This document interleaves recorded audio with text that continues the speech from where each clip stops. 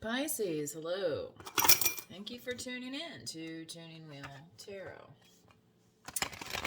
This is going to be a Pisces reading. I was determined to do a Leo reading earlier, and then I kept hearing Pisces, Pisces, Pisces. You need it? And I was like, I'm going to do that Leo reading now. It just came out as Pisces, so I was like, well, I guess I better give in and not mess with the message here.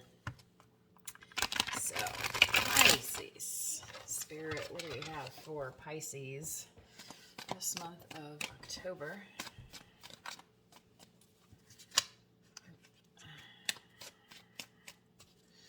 Spirit, what do we have for Pisces, please?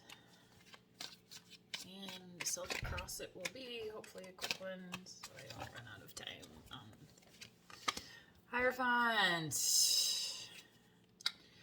Cross of Scorpio, Death. Wow. Taurus and Scorpio already. Holding on to our Four of Pentacles. In the Foundation. In the past, a love from a knight, and crowning the Hermit. Looking forward, some spilt milk with the Five of Cups. Pisces, here you are. And in that position, the Hangman. World. World is your oyster, Pisces. Thinking about this water energy. This, I think, is why I was mainly called to do this reading. Tapping into that water energy, Pisces, and with your environment, tapping into that emotional body, you know, like saying the world is your oyster. You can have whatever you want, right? Hopes and fears. Five of Wands. Who's ever been afraid of a little friendly competition? And then out comes Seven of Cups. So Pisces, it looks like you have some decisions that are possibly stressing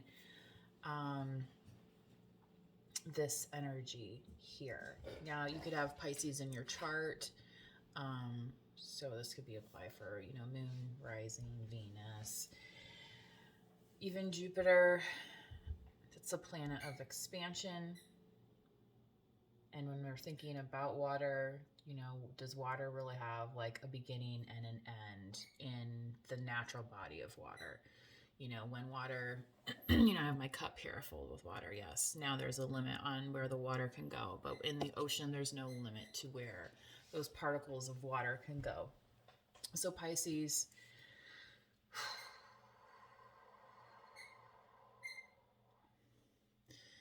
with the Hierophant here, I feel like you possess that wisdom of knowing that, you know, even if something officially ends and has a death, you know, that there's kind of something on the other side of that, that there's a continuation. So it can make you kind of shrink in feeling, right? And be like, oh, because when you lose something, then what do you want to do? You want to grab onto everything else that you have, right? And hold on to it even tighter because you don't want to lose anything else. So I feel like that's the energy that you've been in, Pisces. And, you know, this night has approached you. But right now you've been taking your time to think about it. You could also be dealing with an Aquarius here.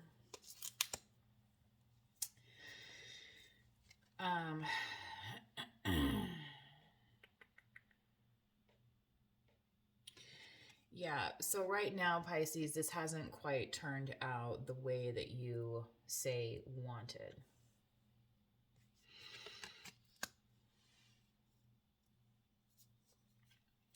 And that's why you're here in this Hangman energy. Because now you're like, well, do I stick around or do I just get on with business? So that's kind of where you're taking this pause. And it's okay, Pisces, to take a little bit of a pause, to take a rest. I mean, that's, you know, this hermit is going within and seeking those answers, right? But I feel like Pisces, now you're out in the open and you have those answers. And that's why your environment is coming across as the world card here, because you have all the opportunities in front of you. You're no longer hiding, you know, thinking about things, you know, in a cerebral way. You're out in the open experiencing life. Okay. So as you experience life, you know, think of this card as like you're walking down a New York City street. Okay. You might bump into a few people. Like it looks kind of crowded there. Okay. So this being in your hopes and fears, I feel like